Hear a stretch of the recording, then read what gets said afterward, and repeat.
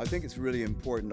My philosophy and everything that I've studied, and I go back to the Daniel Goleman type formulas. I know he's a bit passé, but he's had an interesting career, the father of emotional intelligence. Grades are important, and we look for better than average grades. We don't look for the highest marks.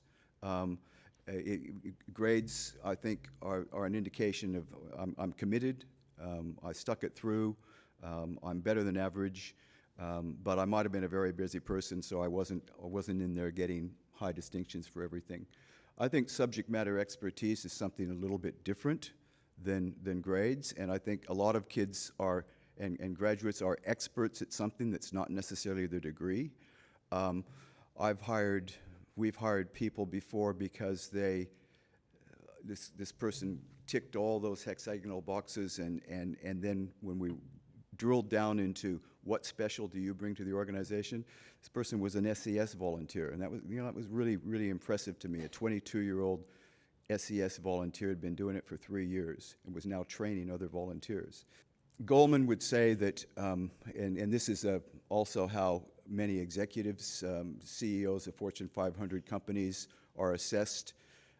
What's their IQ, what's their subject matter expertise, and what's their level of emotional intelligence.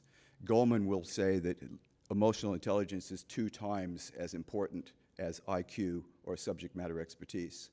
PricewaterhouseCoopers is one of our training partners, and they do a lot of stuff on personal brand, and they have a very aggressive university graduate recruitment program. But they talk about the importance of authenticity and consistency, and the student graduate being able to answer the question, you know, what do you stand for? What is your brand? What would your classmates or friends say about you? Experience. I like a resume that reads like this student's been working for 4 years or 3 years when they've been at university.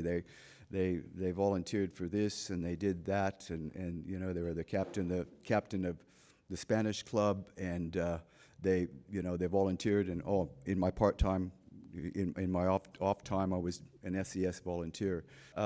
One of the great pieces of research I've come across was actually done by British universities and colleges sport. And these were the questions they asked, basically. Does engagement in sport impact positively on employment and longer-term employability? Do graduates recognize the impact of sport on employability? Do employers recognize the impact of sport on employability? Do universities value sport? But what's really interesting is the key findings.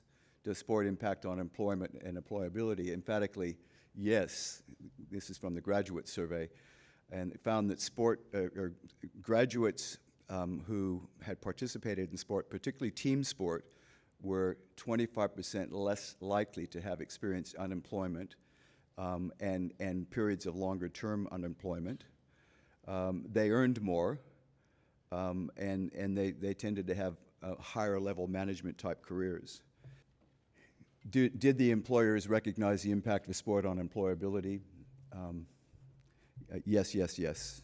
It was really, really categorically and a strong response, and reconfirming what the graduates felt. I love this ad. Reinforces what I've been talking about. This is an ALDI executive recruitment for potential managers ad. I like the words and terminologies. The thing that makes someone get up at 5 a.m. and ride, we want it. And then they talk about motivation, determination, competitiveness, responsibility, ambition, all of those types of skills that one does acquire playing a team sport. Not everybody, but many do. This is from the US again, but when surveyed, 72% of employees in Fortune 500 companies did not know how the strategic planning and review process occurred in their organization. Yet 92% of those that got promotions did know strategic planning. So we take our young people and we put them right into the engine room, this is how we plan around this organization, and we make them participate in that process. cascade up, cascade down. So getting these kids into the engine room of the strategic planning process and review cycle of the organization and getting them to input into that is a really good start. We have a performance agreement every year between the board and executive management, and a lot of input from staff on what we think we can achieve. And so these are the key result areas for our organization in 2014. But the 22-year-olds know what the key result areas are in our organization.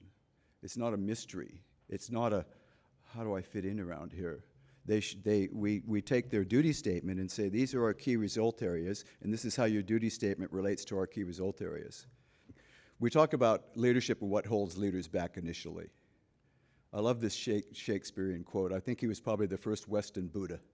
But we actually talk about dealing with the little voice in your head. And as my granddaughter said some time ago, is that God talking to me? No, it's not God talking to you. It's probably coming from the amygdala or the limbic system, and it's unreliable and it's usually wrong.